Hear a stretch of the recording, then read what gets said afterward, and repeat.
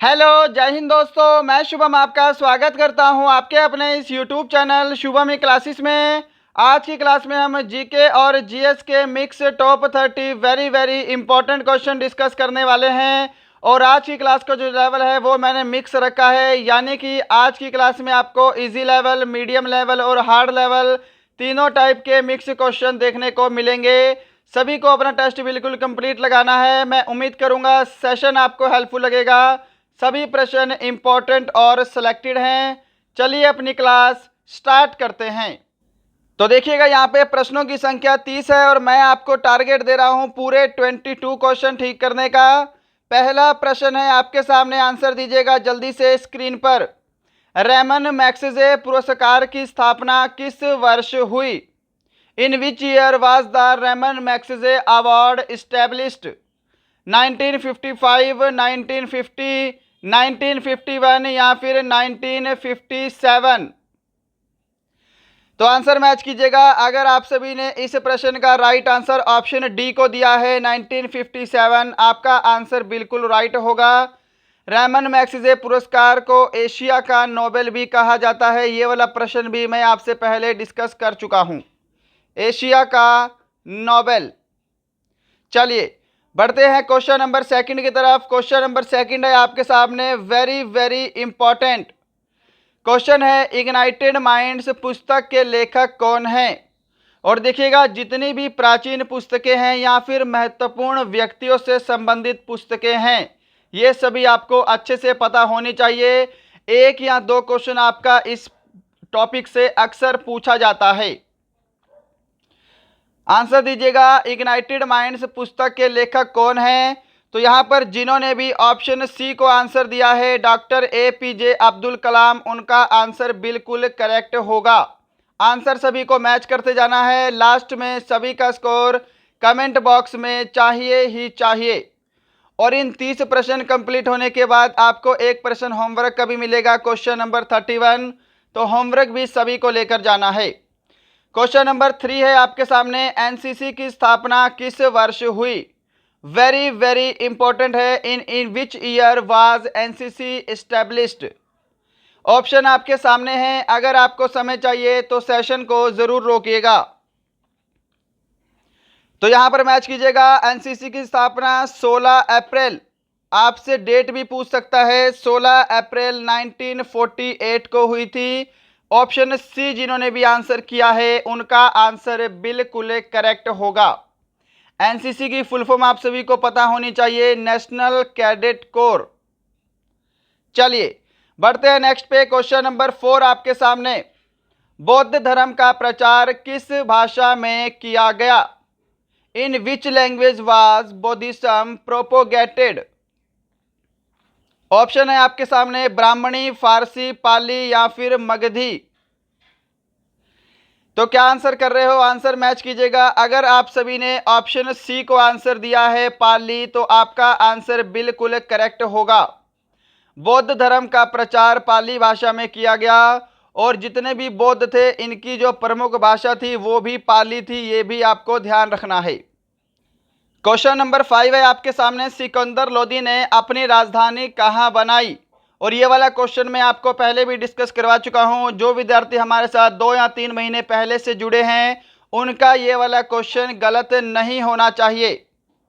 तो देखिएगा, सिकंदर लोदी ने किस नगर की स्थापना की थी? आगरा नगर की स्थापना की थी। और सिकंदर लोदी ने अपनी राजधानी भी आगरा को बनाया था। ऑप्शन आपका सी जो है ये बिल्कुल राइट आंसर होगा। क्वेश्चन नंबर 6 आपके सामने है, स्क्रीन पर आंसर दीजिएगा। साइमन कमीशन कब नियुक्त किया गया? क्वेश्चन जो है ये वेरी वेरी इंपॉर्टेंट है। वैसे जितने भी क्वेश्चन मैंने आज लिए हैं, सभी प्रश्न सिलेक्टेड और इंपॉर्टेंट हैं। साइमन कमीशन की नियुक्ति कब की गई? ऑप्शन आपका डी जो है ये बिल्कुल करेक्ट आंसर होगा। 1927 में साइमन कमीशन की स्थापना हुई, साइमन कमीशन की नियुक्ति हुई। अब यहाँ पर आपको 1928 भी ध्यान रखना है। 1928 में साइमन कमीशन भारत आया था। ये दोनों क्वेश्चन अलग अलग हैं, आपसे एग्जाम में पूछे जाते हैं। बढ़ते हैं नेक्स्ट पे। क्वेश्चन नंबर 7 है आपके सामने, किस देश को यूरोप का कॉकपिट कहा जाता है? प्रश्न वेरी वेरी इंपॉर्टेंट है, सभी का आंसर करेक्ट आना चाहिए। ऑप्शन आपका बी यहाँ पे करेक्ट आंसर होगा। यूरोप का कॉकपिट बोलते हैं बेल्जियम को। क्या सभी ने ऑप्शन बी को आंसर किया है? चलिए बढ़ते हैं नेक्स्ट पे। क्वेश्चन नंबर 8 आपके सामने है, वेरी वेरी इंपॉर्टेंट। ऑस्ट्रिया की राजधानी वियना किस नदी के किनारे स्थित है? और देखिएगा, नदी किनारे बसे नगर के ऊपर मैं आपको काफ़ी पहले वीडियो एक दे चुका हूं।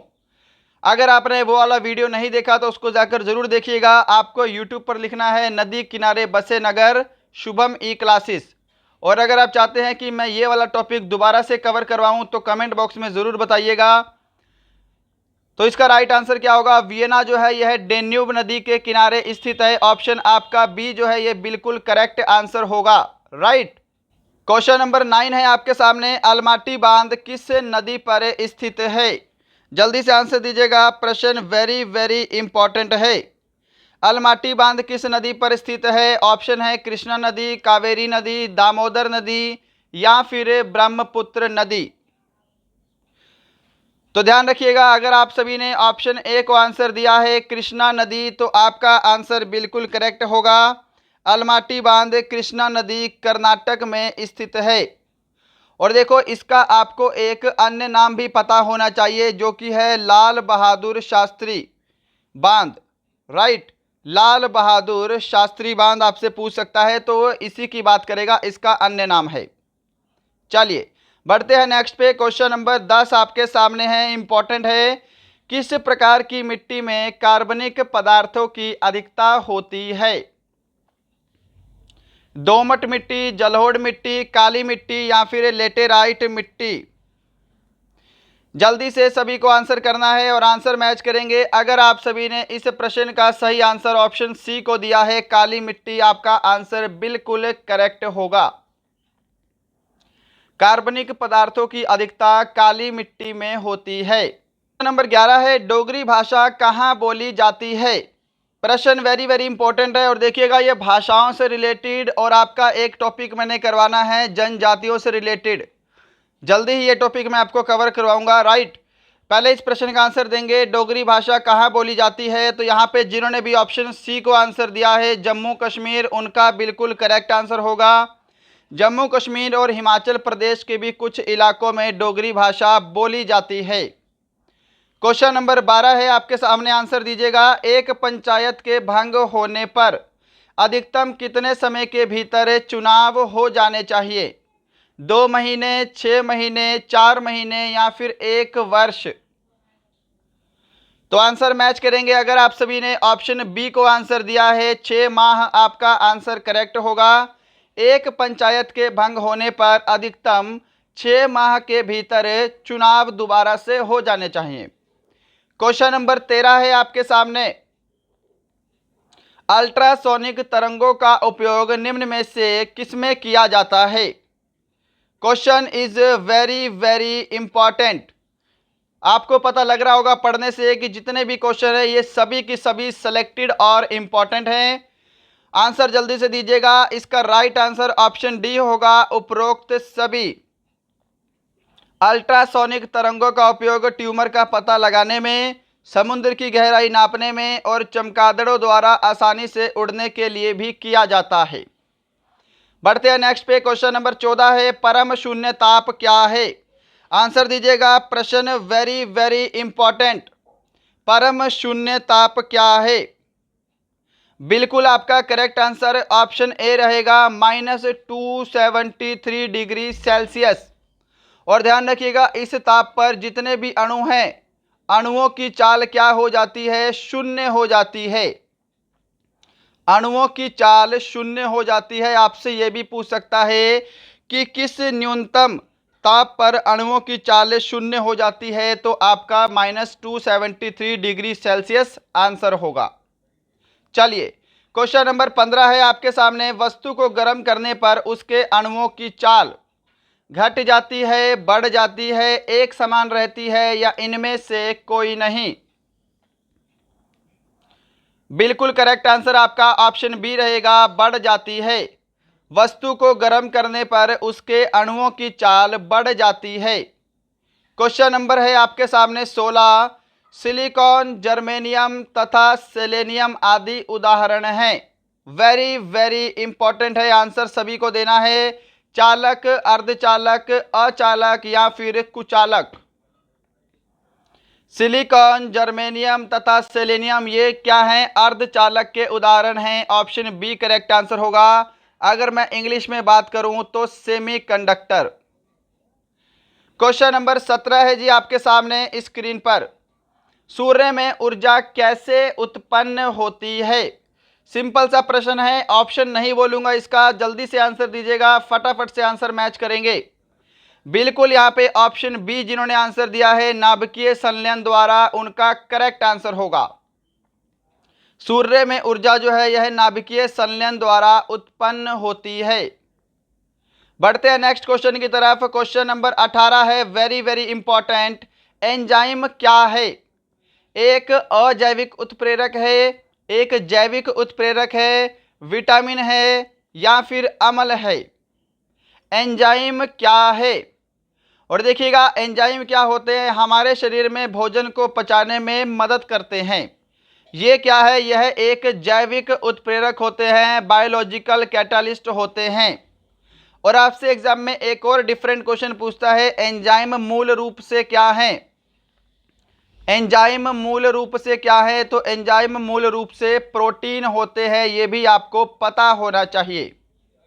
चलिए बढ़ते हैं क्वेश्चन नंबर 19 की तरफ। आपके सामने है स्क्रीन पर, खाने के सोडे का व्यापारिक नाम क्या है? क्या ये वाला प्रश्न भी किसी का गलत होगा? मुझे नहीं लगता कि इस प्रश्न में भी किसी की कोई गलती होनी चाहिए। खाने के सोडे का व्यापारिक नाम क्या है? ऑप्शन आपका सी करेक्ट आंसर होगा, सोडियम बाइकार्बोनेट। क्या सभी ने ऑप्शन सी को आंसर दिया है? इसका सूत्र भी आपको पता होना चाहिए, NaHCO3। ऑप्शन आपका सी जो है ये बिल्कुल करेक्ट आंसर होगा। क्वेश्चन नंबर 20 की तरफ चलते हैं। आपके सामने स्क्रीन पर है, त्वचा से संबंधित अध्ययन को क्या कहा जाता है? What is the study of skin called? Entomology, genetics, dermatology या फिर ऑस्टियोलॉजी? तो त्वचा से संबंधित अध्ययन को बोला जाता है डर्मेटोलॉजी। क्या सभी ने ऑप्शन सी को आंसर किया है? आंसर मैच कीजिएगा, ऑप्शन सी आपका बिल्कुल करेक्ट आंसर होगा। क्वेश्चन नंबर 21 है आपके सामने, प्रकाश संश्लेषण में किसका ऑक्सीकरण होता है? और मैं बोलूंगा ये वाला जो प्रश्न है इसका लेवल क्या है? मीडियम है, ये ध्यान रखिएगा। आंसर जल्दी से दीजिएगा, प्रकाश संश्लेषण में किसका ऑक्सीकरण होता है? यहां पर आपको पता होना चाहिए प्रकाश संश्लेषण क्या है। यह एक ऑक्सीकरण और अपचयन अभिक्रिया है। ऑक्सीकरण और अपचयन अभिक्रिया है। Got it? इसके अंदर ऑक्सीकरण आपसे पूछा है तो इसके अंदर जल का ऑक्सीकरण होता है। ऑप्शन ए राइट आंसर होगा। क्या सभी ने ऑप्शन ए को आंसर दिया है? अगर हम इसके अंदर बात करेंगे अपचयन की, तो कार्बन डाइऑक्साइड का इसके अंदर अपचयन होता है। ये दोनों प्रश्न अलग अलग हैं, दोनों प्रश्न इंपॉर्टेंट है, आपको पता होने चाहिए। बढ़ते हैं नेक्स्ट पे। क्वेश्चन नंबर 22 है आपके सामने, सीसी मक्खी से कौन सा रोग फैलता है? घेंगा रोग, निद्रा रोग, टाइफाइड या फिर athlete foot? Which disease is spread by CC fly? Answer match करेंगे। जिन्होंने भी ऑप्शन बी को आंसर दिया है निद्रा रोग, उनका आंसर बिल्कुल राइट होगा। क्वेश्चन नंबर 23 है आपके सामने, कौन सा विटामिन वसा में घुलनशील नहीं है? प्रश्न वेरी वेरी इंपॉर्टेंट है। अब आपको यह भी पता होना चाहिए कौन सा विटामिन वसा में घुलनशील होता है। तो ध्यान रखेंगे KEDA, इसको हम कीड़ा पढ़ सकते हैं, जो कीड़ा है KEDA ये विटामिन वसा में घुलनशील है। इसके अलावा जो भी विटामिन बचते हैं, विटामिन बी और विटामिन सी, ये विटामिन क्या है? ये विटामिन जल में घुलनशील हैं। तो यहाँ पे ऑप्शन डी बिल्कुल करेक्ट आंसर होगा। विटामिन सी जो है ये वसा में घुलनशील विटामिन नहीं है। क्वेश्चन नंबर 24 आपके सामने है स्क्रीन पर, जल्दी से आंसर दीजिएगा। प्रश्न वेरी वेरी इंपॉर्टेंट, आर्यभट्ट का प्रक्षेपण कब किया गया? When was Aryabhata launched? Important question है, सभी का आंसर बिल्कुल करेक्ट आना चाहिए। तो ध्यान रखिएगा 19 अप्रैल आपसे डेट भी पूछ सकता है। 19 अप्रैल 1975 को आर्यभट्ट का प्रक्षेपण किया गया। क्या सभी ने ऑप्शन बी को आंसर किया है? चलिए क्वेश्चन नंबर 25 है सामने स्क्रीन पर। बाघ को राष्ट्रीय पशु का दर्जा किस वर्ष में दिया गया? In which year was the tiger given status of national animal? जल्दी से आंसर दीजिएगा। बाघ को राष्ट्रीय पशु का दर्जा किस वर्ष दिया गया? ऑप्शन आपका सी बिल्कुल करेक्ट आंसर होगा, 1972। और इससे पहले भारत का राष्ट्रीय पशु कौन था? 1972 से पहले भारत का राष्ट्रीय पशु कौन था? जल्दी से कमेंट करेंगे। तो ध्यान रखिएगा 1972 से पहले भारत का राष्ट्रीय पशु शेर था और 1972 से बाघ को राष्ट्रीय पशु का दर्जा दिया गया है। क्वेश्चन नंबर 26 है आपके सामने स्क्रीन पर, जल्दी से आंसर दीजिएगा। सम्राट अकबर ने निम्नलिखित में से किस महल का निर्माण फतेहपुर सीकरी में करवाया था? मोती महल, हीरा महल, पंच महल या फिर रंग महल? तो आंसर मैच करेंगे। अगर आप सभी ने ऑप्शन सी को आंसर दिया है, पंचमहल आपका करेक्ट आंसर होगा। अब आपसे दो क्वेश्चन पूछ सकता है, पंचमहल कहाँ पर स्थित है? तो फतेहपुर सीकरी में। पंचमहल का निर्माण किसने करवाया है? तो सम्राट अकबर ने। क्लियर है सभी को? चलिए क्वेश्चन नंबर 27 है आपके सामने। साइना नेहवाल का संबंध किस खेल से है? Saina Nehwal is related to which sport? Hockey, कुश्ती, टेनिस या फिर बैडमिंटन? बिल्कुल आपका करेक्ट आंसर ऑप्शन डी रहेगा, बैडमिंटन। साइना नेहवाल का संबंध बैडमिंटन से है। क्वेश्चन नंबर 28 आपके सामने है स्क्रीन पर। नवरोज किन लोगों का त्योहार है? ये वाला क्वेश्चन भी मैं आपको पुराने वीडियोस में डिस्कस करवा चुका हूं। आंसर गलत मत करिएगा अगर आप मेरे साथ 2 या फिर 3 महीने से जुड़े हैं। और अगर आप 2 या फिर 3 महीने से जुड़े हुए हैं तो डेफिनेटली आपका एग्जाम भी क्लियर होना चाहिए। सभी टाइप के क्वेश्चन करवा चुका हूं, बेसिक से लेके हाई लेवल तक, मीडियम लेवल तक। ऑप्शन आपका ए बिल्कुल करेक्ट आंसर होगा। नवरोज जो है यह पारसियों का त्योहार है। क्या सभी ने ऑप्शन ए को आंसर किया है? चलिए बढ़ते हैं क्वेश्चन नंबर 29 की तरफ। बद्रीनाथ तीर्थ स्थल किस राज्य में स्थित है? In which state is the Badrinath pilgrimage site located? Uttar Pradesh, Jammu Kashmir, Uttarakhand या फिर हिमाचल प्रदेश? तो आंसर मैच करेंगे। अगर आप सभी ने ऑप्शन सी को आंसर दिया है, उत्तराखंड, आपका आंसर बिल्कुल करेक्ट होगा। बद्रीनाथ जो है तीर्थस्थल उत्तराखंड में स्थित है। अगर सेशन पसंद आया है तो लाइक, शेयर एंड सब्सक्राइब जरूर कीजिएगा। क्वेश्चन नंबर 30 है, इसके बाद आपको जाना नहीं है। इसके बाद 31 क्वेश्चन आपको होमवर्क के लिए भी मिलेगा, उसको लेकर जाना है। सफेद हाथियों का देश कहलाता है। The country of white elephant is called? Very very important question है, ध्यान रखिएगा। तो क्या आंसर कर रहे हो? अगर आप सभी ने ऑप्शन बी को आंसर दिया है, थाईलैंड, आपका आंसर करेक्ट होगा। सफेद हाथियों का देश थाईलैंड को बोलते हैं। और अगर आपसे एग्जाम में नॉर्मल पूछे कि हाथियों का देश किसे कहा जाता है, हाथियों का देश, तब आपका राइट आंसर क्या होगा? लाओस होगा, ये भी ध्यान रखिएगा। अगर आपसे बोले झीलों का देश या फिर झीलों का नगर, तो ये आपका होगा फिनलैंड। ओके।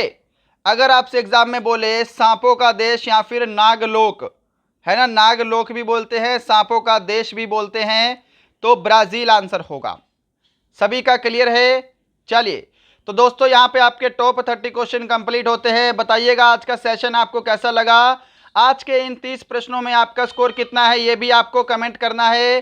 क्वेश्चन नंबर 31 है आपका होमवर्क का। होमवर्क सभी को लेकर जाना है और कमेंट बॉक्स में सभी को आंसर करना है। इस प्रश्न का राइट आंसर क्या होगा? क्वेश्चन है होमवर्क का, रक्त किस प्रकार का ऊतक है? What type of tissue is blood? पेशी ऊतक, तंत्रिका ऊतक, संयोजी ऊतक या फिर उपकला ऊतक? आंसर सभी को कमेंट बॉक्स में देना है। होमवर्क का आंसर कितना है और आज के इन 30 प्रश्नों में आपका टोटल स्कोर कितना हुआ, जल्दी से आंसर कीजिएगा। मैंने आपको टारगेट दिया था सिर्फ और सिर्फ 22 क्वेश्चन ठीक करने का। बताइएगा क्वेश्चन की क्वालिटी आपको कैसी लगी, क्वेश्चंस का लेवल आपको कैसा लगा। हमारे सेशन को इतना लाइक, इतना शेयर, इतना सपोर्ट करने के लिए आप सबका बहुत बहुत धन्यवाद। मिलते हैं कल किसी और अच्छे टॉपिक के साथ। तब तक के लिए जय हिंद, जय भारत।